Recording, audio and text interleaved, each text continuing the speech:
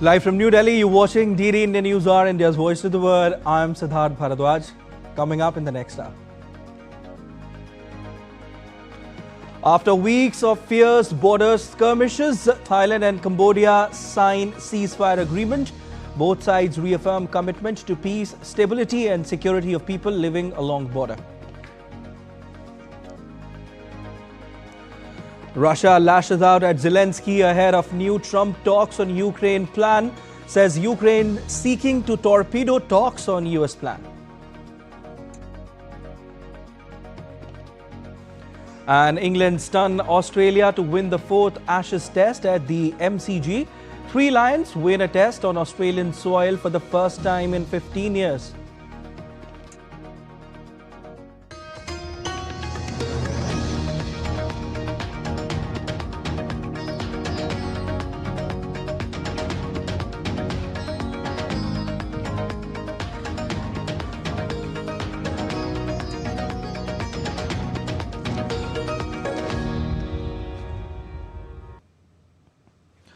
Thailand and Cambodia agreed to an immediate ceasefire on Saturday. The two countries said in a joint statement pledging to end weeks of deadly border clashes. The conflict spread to nearly every border province on both sides, shattering an earlier truce for which US President Donald Trump took credit.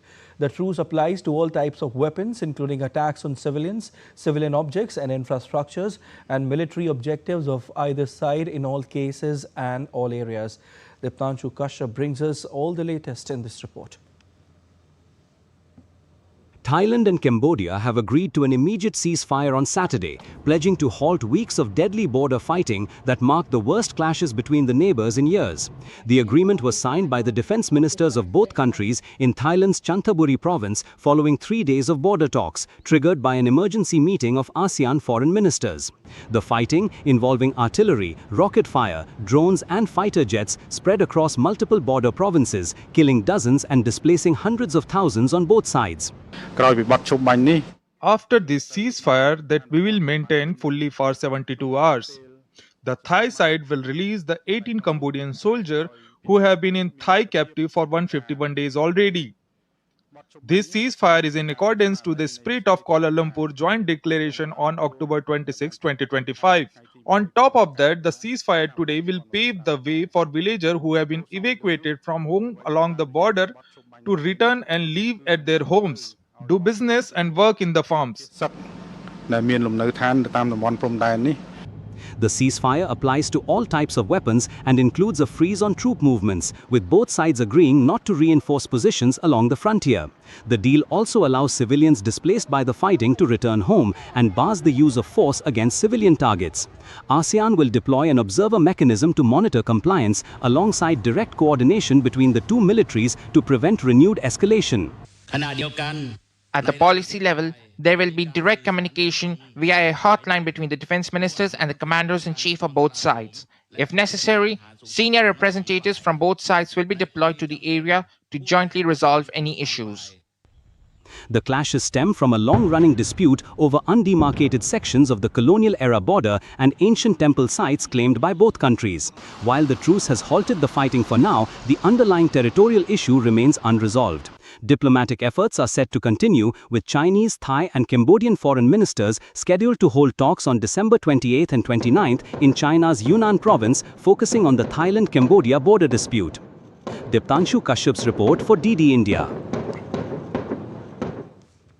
All right, and we are joined by our guest, Mr. Anil Wadhwa. He's former Indian ambassador to Thailand.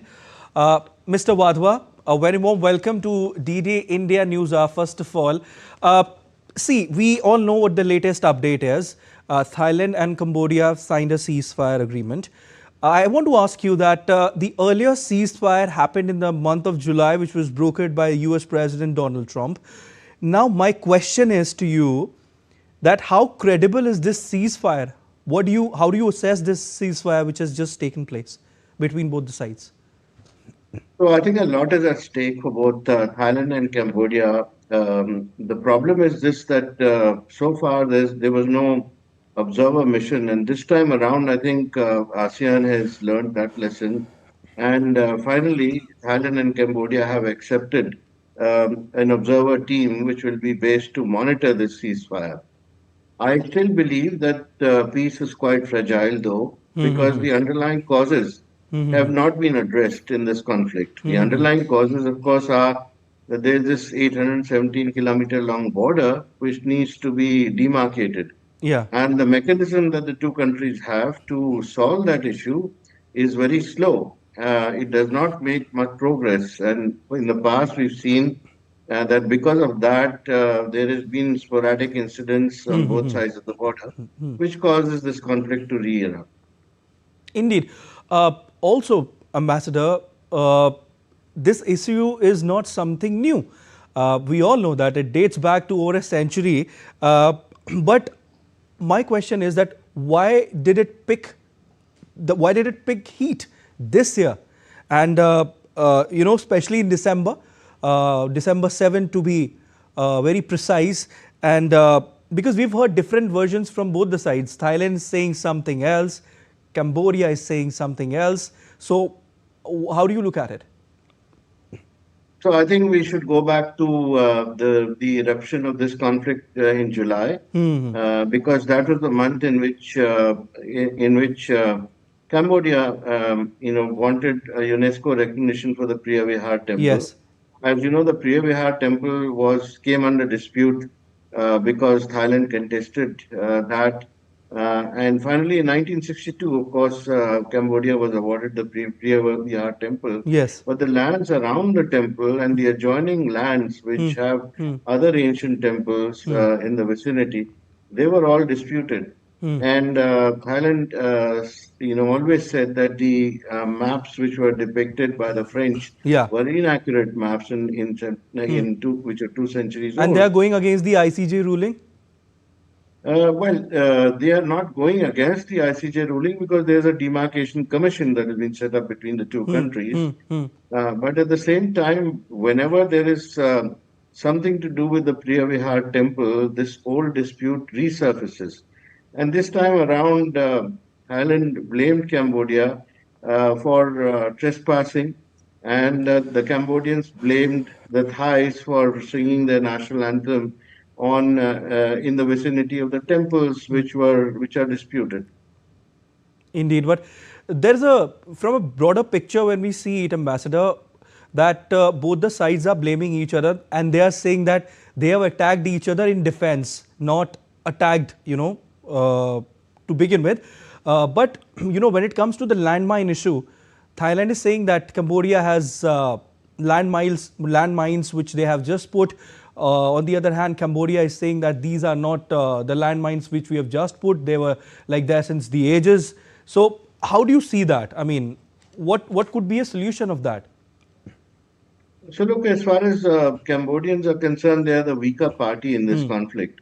And obviously, they will have to take resort to ways and means in which the Thai army cannot enter their territory, or they claim to be their territory. So obviously, landmines are the safest option to do that, and the most convenient option. But of course, we know that the Cambodian territory has been mined before, and it's been a struggle for them to take out all these mines.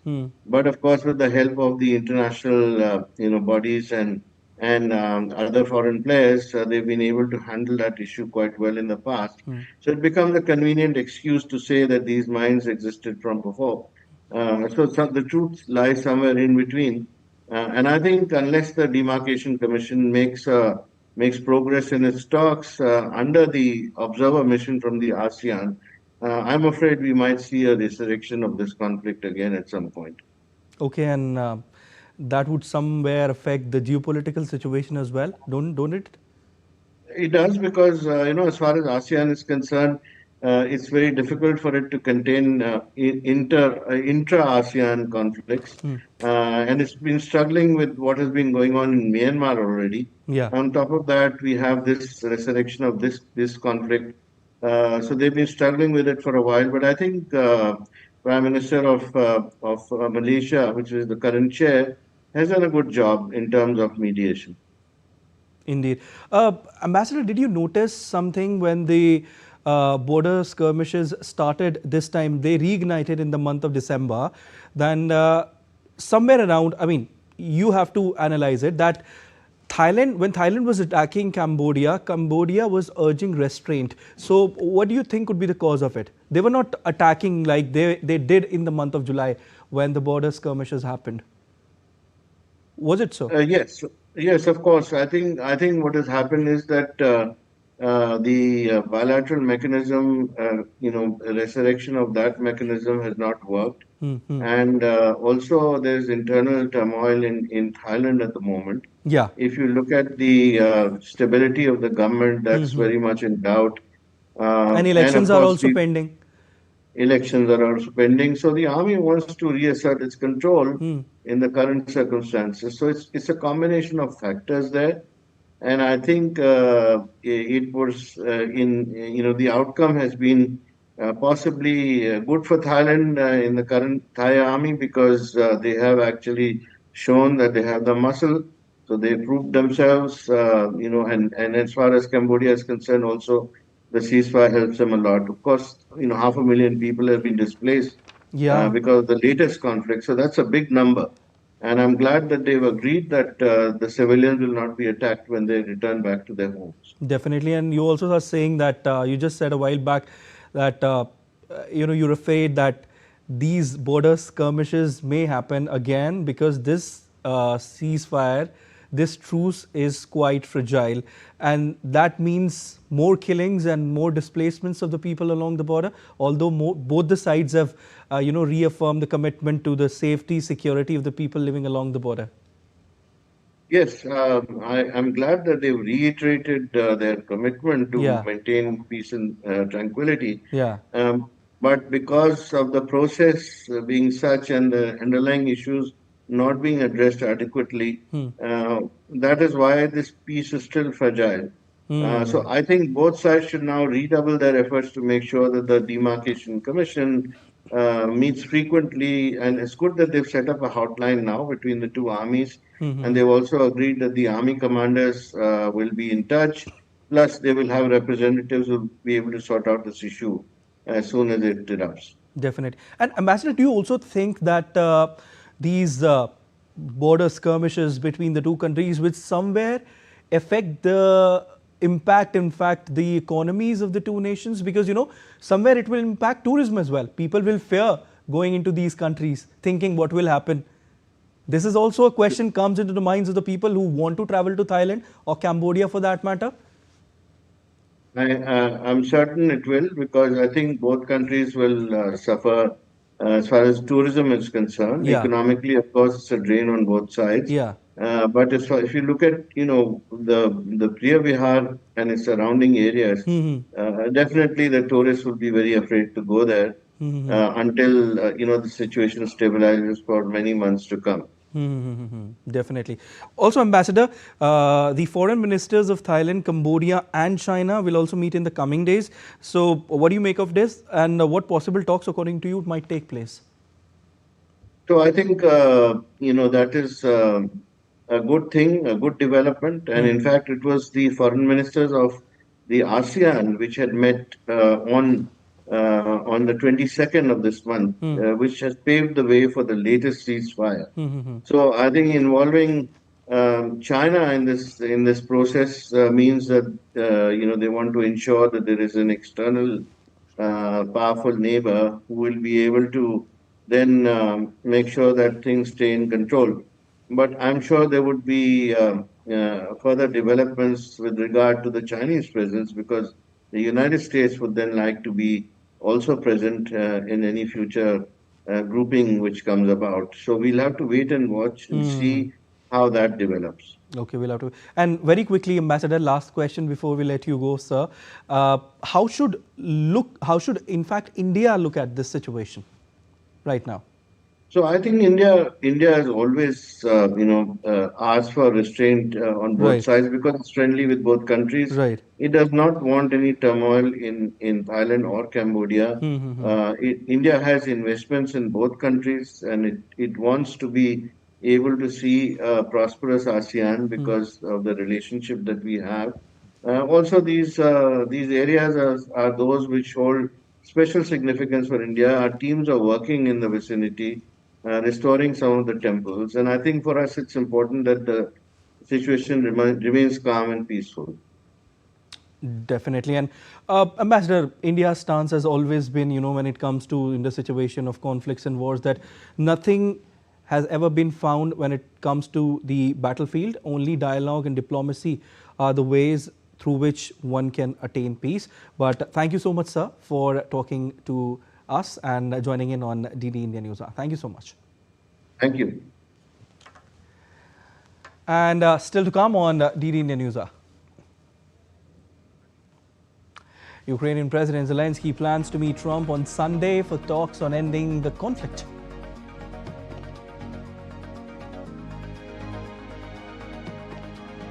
US deploys MQ-9 Reaper drones to Puerto Rico amid Venezuela tensions.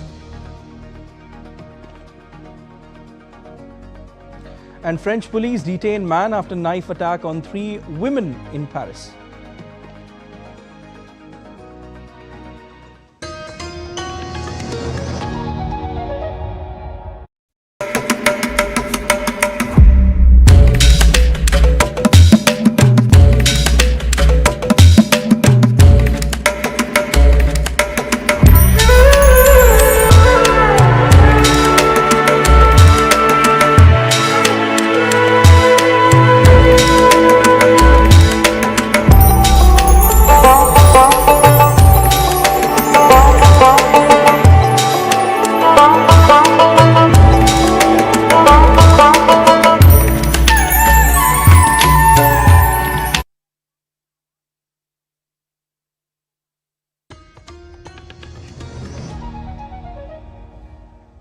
You're watching DD India Newshour. I'm Siddharth Bharadwaj, and updates on Ukraine-Russia conflict.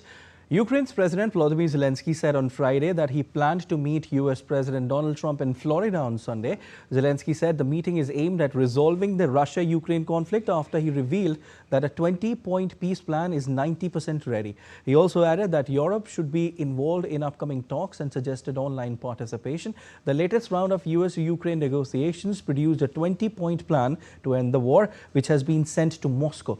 Zelenskyy said this week there was still disagreements between Kiev and Washington over the 2 issues.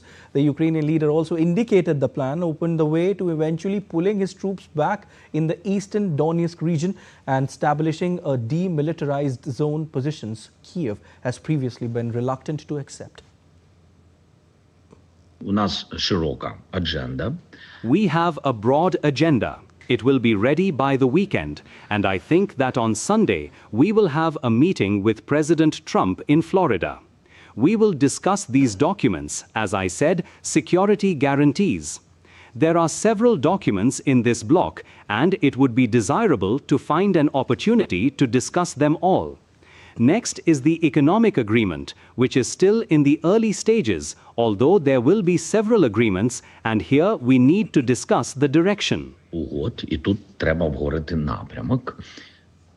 Ahead of Zelenskyy's weekend meeting with Trump, Russia has accused Ukraine and its European allies of trying to torpedo talks on a US plan to end its military offensive. Russia's Deputy Foreign Minister Sergei Rybakov on Friday said that a text presented by Kiev this week was radically different to one Moscow negotiated with Washington. He further said that our ability to make the final push and reach an agreement will depend on our own work and the political will of the other party. Zelenskyy, meanwhile, said he held telephone talks on Friday with NATO Secretary General Mark Rutte, Germany's Chancellor Friedrich Merz, and a host of other European leaders, and discussed preparations for the Sunday meeting and progress in talks. The EU leaders reiterated their unshakable commitment for a just and lasting peace for Ukraine. US President Donald Trump has indicated his expectation to hold talks with Russian President Vladimir Putin. Speaking during a media interview, President Trump expressed his eagerness to talk to his Russian counterpart in the near future. During the interview, Trump also said that any peace agreement between Ukraine and Russia would require his approval. Earlier this month, Putin's top advisor Yuri Ushakov held nearly 5 hours of talks with US Representatives Steve Witkoff and Jared Kushner on efforts to advance peace negotiations over Ukraine. Meanwhile, Canadian Prime Minister Mark Carney spoke with Ukrainian President Zelenskyy on Friday and discussed the latest developments in ongoing peace talks aimed at ending Russia's conflict in Ukraine. Carney's office said in a statement that the Prime Minister affirmed Canada's commitment to Ukraine throughout these negotiations and emphasized the need to maintain pressure on Russia to negotiate.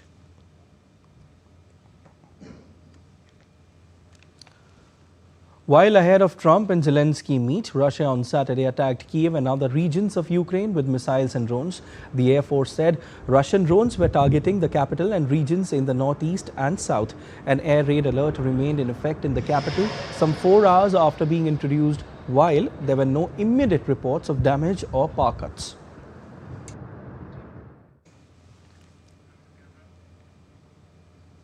US President Donald Trump on Friday accused Democrats of driving what he called a hoax over newly discovered files related to convicted Jeffrey Epstein.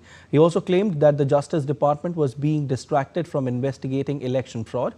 In a post on social media, Trump said 1 million more pages of Epstein-related material had been found and urged authorities to release names linked to the case, claiming that Democrats, not Republicans, had ties to Epstein.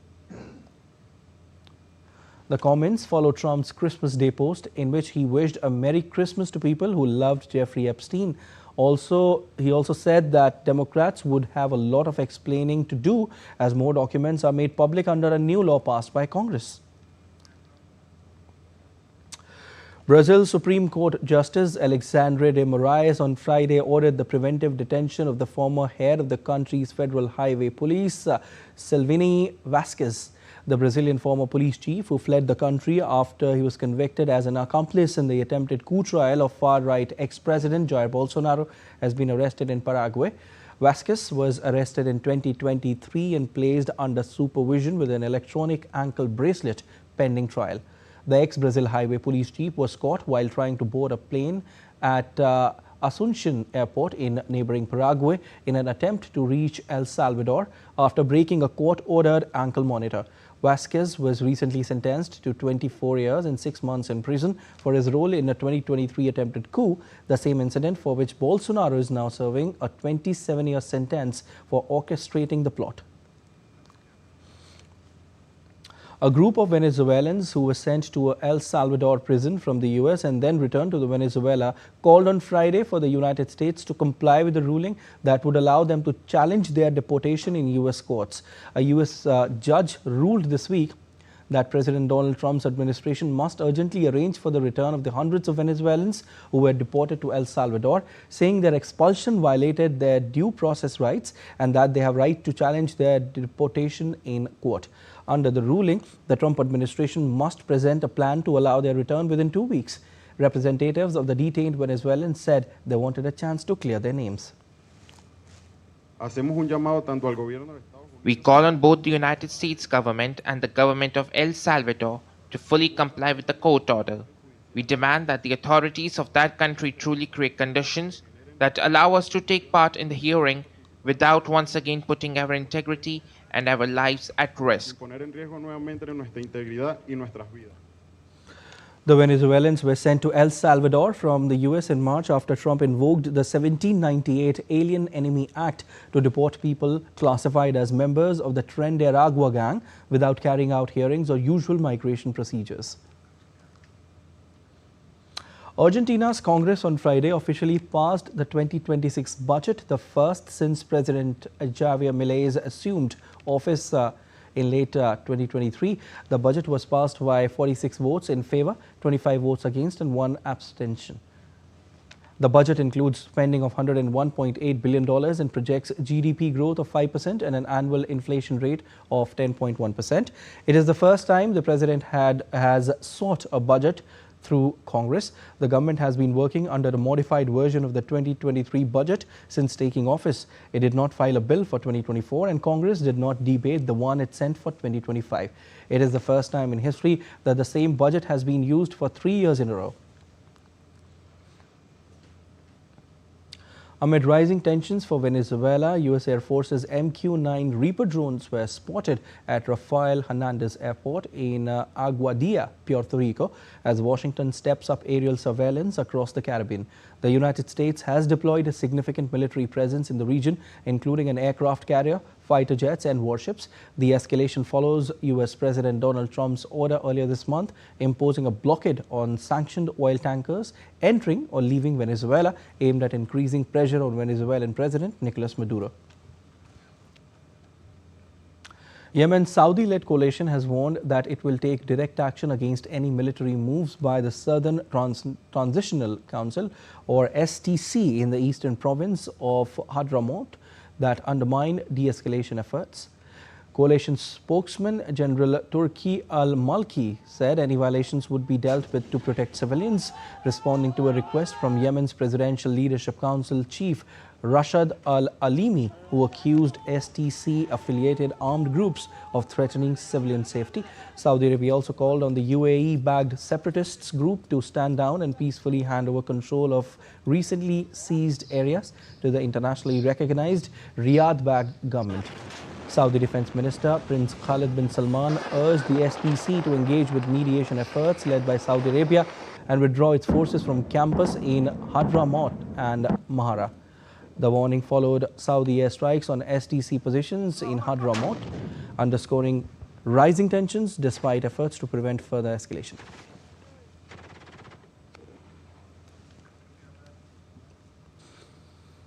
Nigeria signals that more joint strikes against jihadist groups are likely following a Christmas Day operation with the United States. Nigerian authorities say they provided intelligence support while the U.S. military confirms multiple Islamic State-linked fighters were killed in northwest Nigeria. Officials in Nigeria emphasize that the operation is a joint effort and not directed against any religion. Foreign Minister says coordination with Washington is ongoing and further action remains possible. Nigeria continues to face overlapping security threats from jihadist insurgents in the northeast and armed gangs in the northwest. However, the questions persist over the exact group targeted, with differing accounts from Nigerian and US officials. In Paris, French police have arrested a man suspected of stabbing 3 women on the metro as the city's end-of-year festivities were underway. Prosecutors say the attacks occurred on Friday along Line 3 of the Paris metro, which runs through central parts of the capital. The 3 women were stabbed at separate locations, including the République, Arze Mété and Opera stations, between 4:15 and 4:45 p.m. local time. Paris police said 2 of the victims were treated by emergency services and taken to hospital, though neither was in critical condition, while a 3rd woman later sought treatment on her own. Investigators used surveillance camera footage and mobile phone tracking to locate the 25-year-old suspect, who was arrested later in the afternoon in the Val d'Oise region, north of Paris. Police said additional security teams were deployed on the metro line following the attacks. Let's take a look at other stories making news around the world. New Year's Eve 2026 numerals were installed atop One Times Square, unveiled in gold for the first time. Each 7-foot numeral features hundreds of LED lights, pucks that can change color and sync with the iconic New Year's Eve ball. Hundreds of swimmers plunged into Prague's icy Vltava River to honor winter swimming pioneer Alfred Nicodem.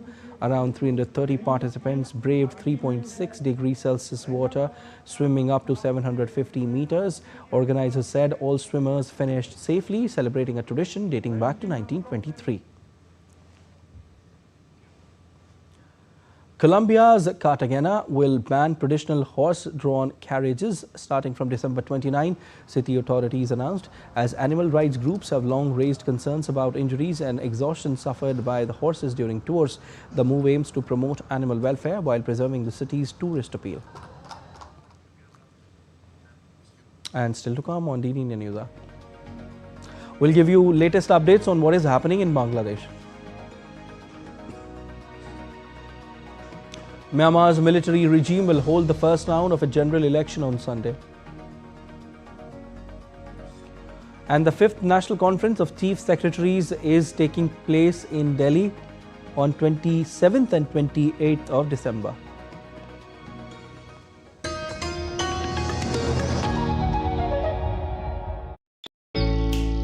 Jharkhand will mesmerize you with majestic nature, rich heritage and colorful culture. Johar. अरे it fits perfectly. Thank you. Full workout हो गया. Ready?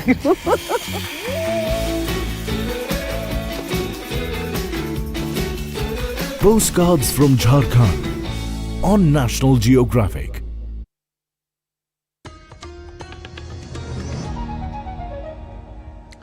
You're watching DD India Newshour. I'm Siddharth Bharadwaj. After weeks of fierce border skirmishes, Thailand and Cambodia signed ceasefire agreement, and both sides reaffirm commitment to peace, stability and security of people living along border.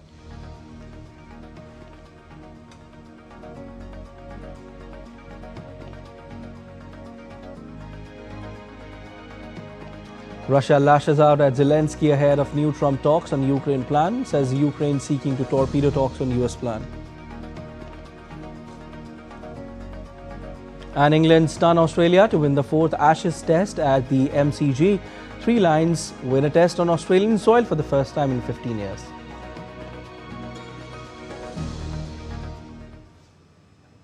India has strongly condemned the recent incidents of lynching of 2 Hindu men in Bangladesh, with the Ministry of External Affairs expressing deep concern over what it described as unremitting hostility against minorities in the neighbouring country. MEA spokesperson Randhir Jaiswal also said India has consistently raised concerns over attacks on minorities and rejected what it called a false narrative being pushed by Bangladesh on such incidents. The remarks come amid close monitoring of political developments in Bangladesh ahead of the February 2026 elections. The MEA said it is watching the situation following the return of former Prime Minister's son Tariq Rahman amid concerns over the broader political and social environment. Meanwhile, a much anticipated concert by iconic Bangladeshi rock musician James, popularly known as Nagar Baul, was cancelled on Friday night following clashes in Faridpur Zilla School during its 185th anniversary celebrations. At least 25 people were injured in the incident. The concert was scheduled as the closing event of the school's 2-day anniversary program. However, tensions escalated when a group of outsiders allegedly attempted to force entry into the venue, pelting bricks and stones. Students reportedly resisted the intrusion, leading to violent clashes in which several people were hurt. In view of the deteriorating law and order situation, the district administration directed organizers to cancel the show. An announcement was subsequently made calling off the concert.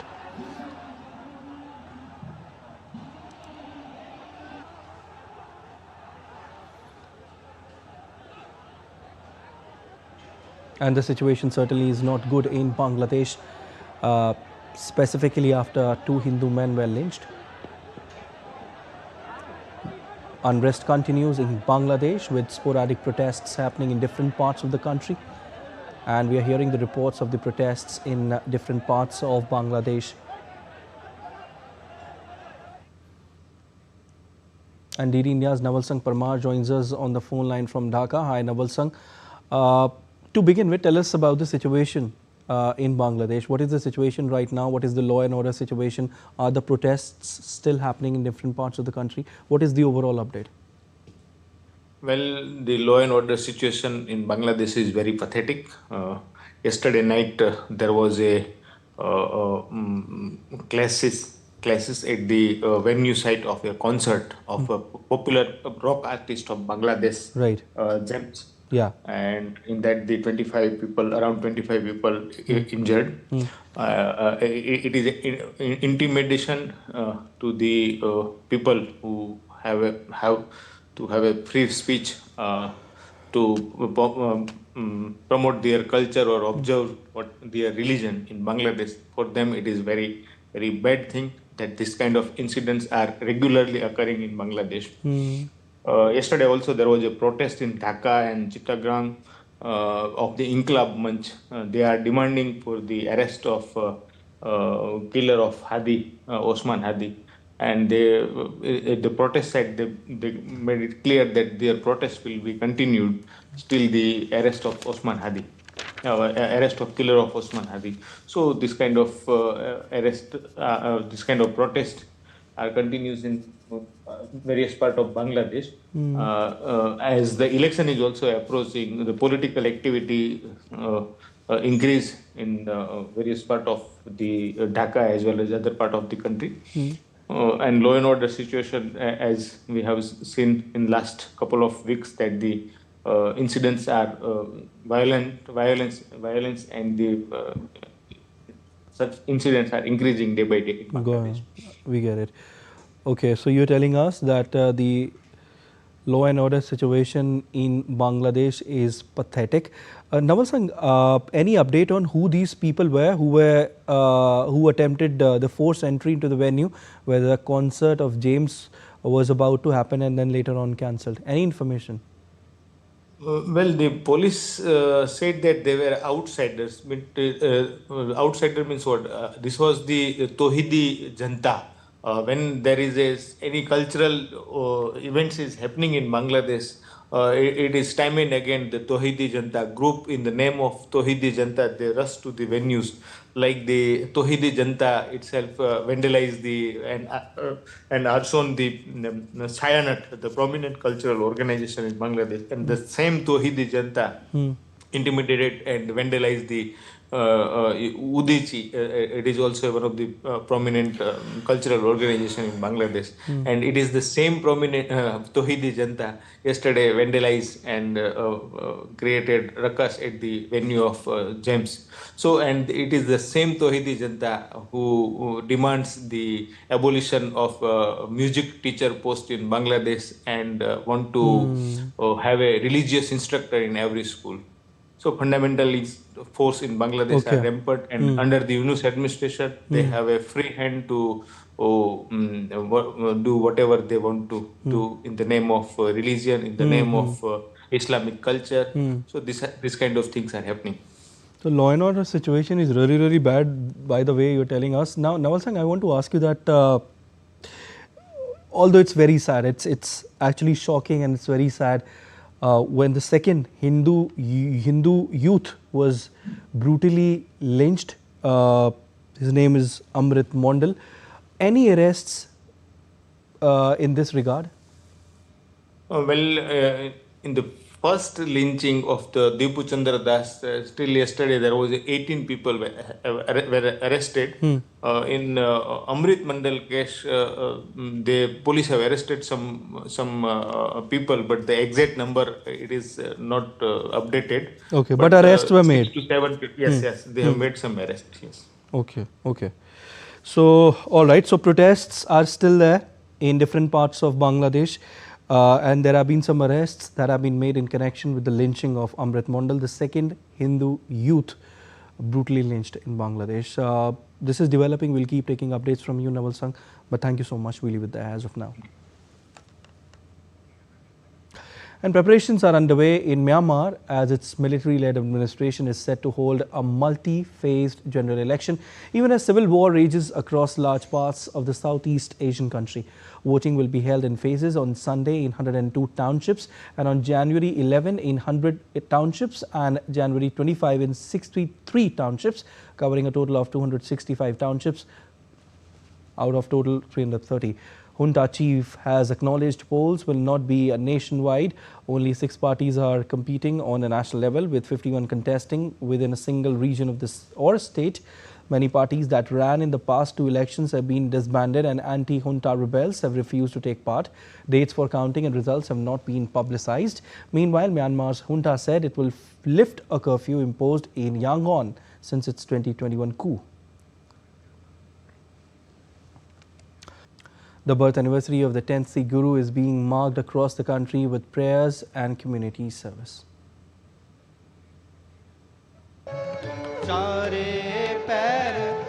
Each year, millions honor Guru Gobind Singh Ji, a spiritual luminary warrior and founder of the Khalsa, whose teachings on courage and equality continue to inspire generations.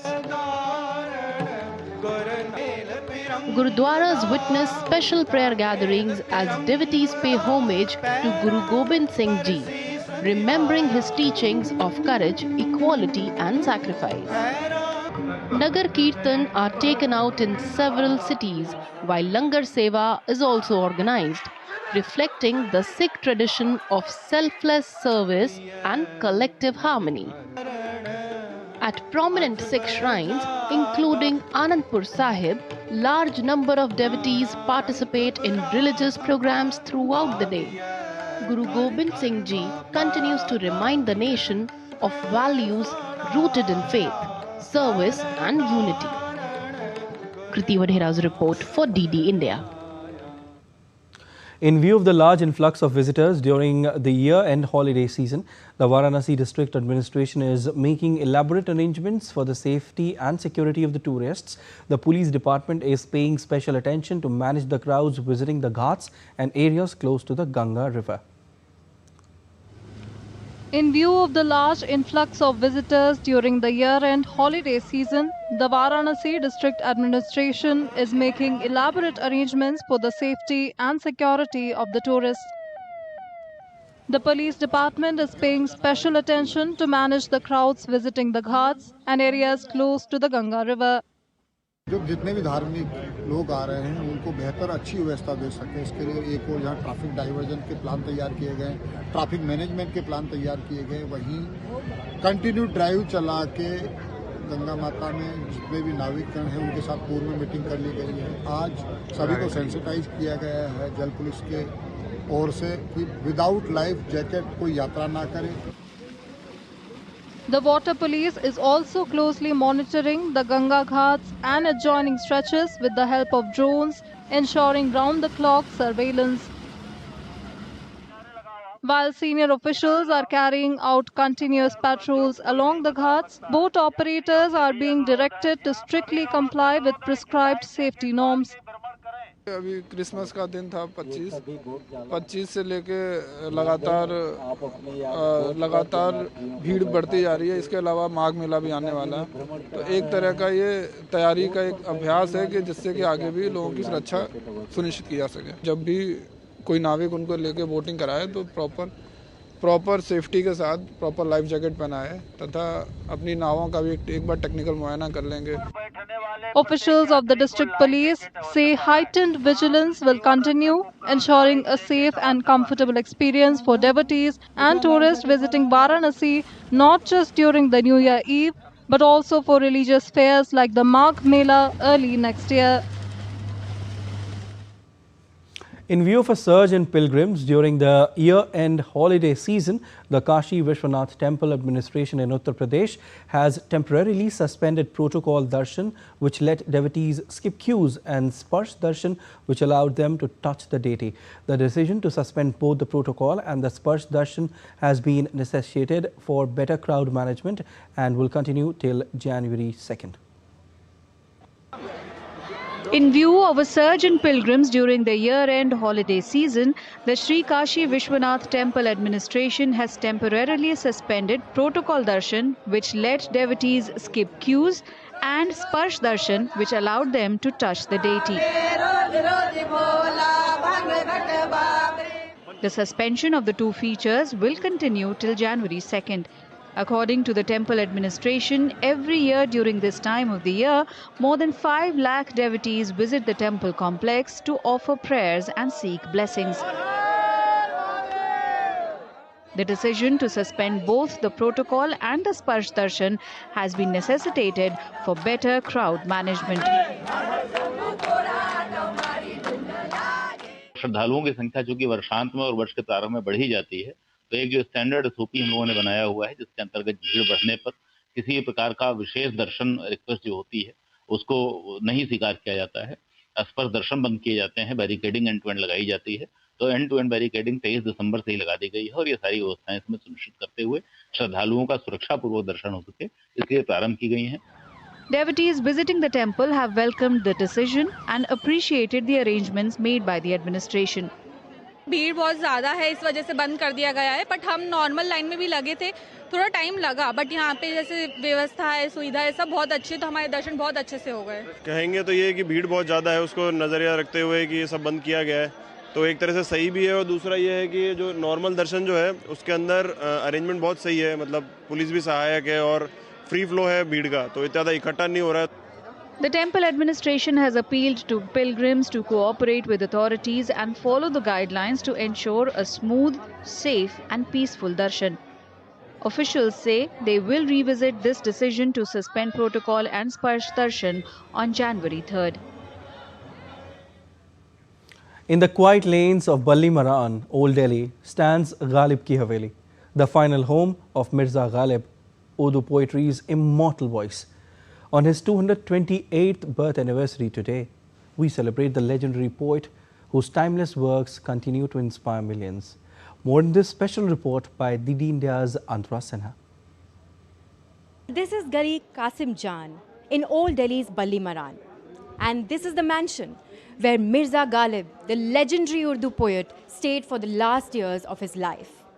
The simple verses written on these walls are as relevant today as they were during Ghalib's time.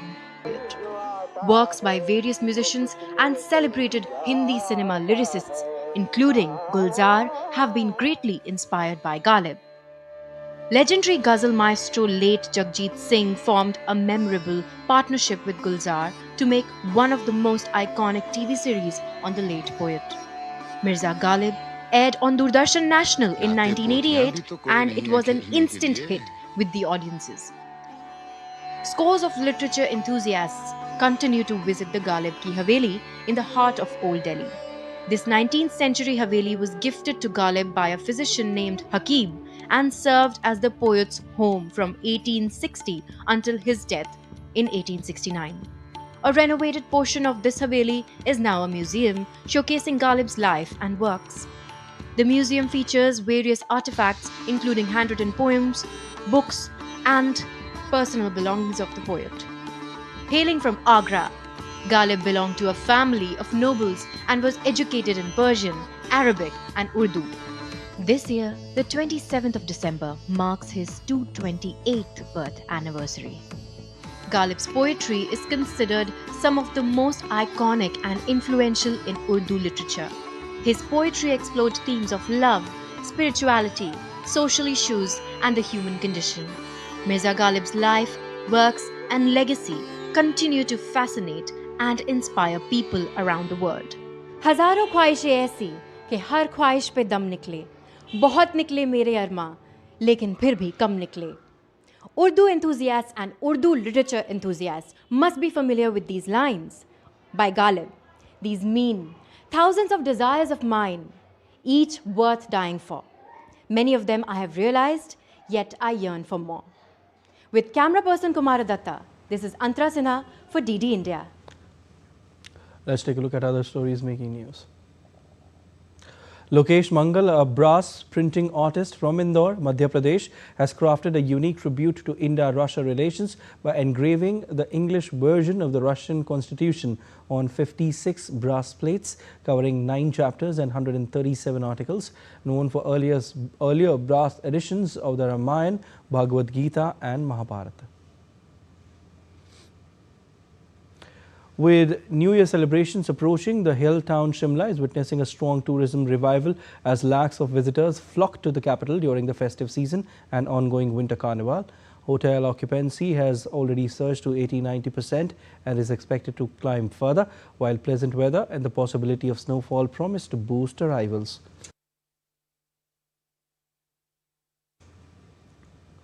Devotees are thronging the Aranganath Swami temple in Srirangam on the 8th day of Irapattu during the ongoing 20-day Vaikunta Ekadashi festival, a major highlight of the Tamil month of Margazhi.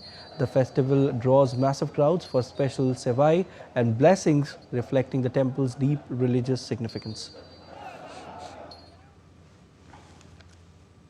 You're watching DD India Newshour. Time now for some sports news. And England held their nerve in a low-scoring thriller to beat Australia by 4 wickets in the 4th Ashes Test at the Melbourne Cricket Ground to claim a historic win. Fighting England won their first test on Australian soil in 15 years, restoring their pride with a gusty victory in a clash that was over inside 2 days. While chasing in the second innings, Jacob Bethel top scored for England with a 40-run knock. Harry Brook and Jamie Smith remained not out and helped England cross the finish line. Earlier, Australia were bundled out for 132 in their second innings on second day, setting England 175 to win. The host succumbed in the second session of the day too, with Travis Head top scoring with 46. England head into the last test 3-1 down, but their effort has helped them avoid a series whitewash. England opener Ben Duckett completed 3,000 test runs in the fourth Ashes test at the MCG on Saturday.